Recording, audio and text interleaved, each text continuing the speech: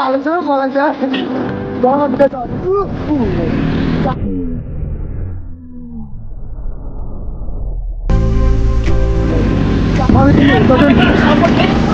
तेरी माछालाई कालेको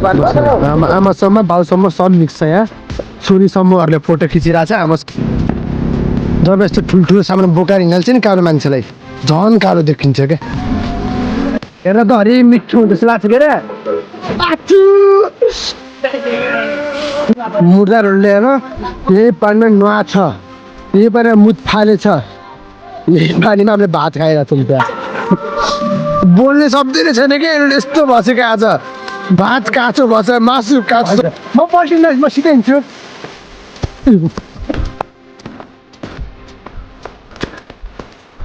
हात खुट्टा देख्दै हिँड्ने अवस्थामा आइसकेपछि यो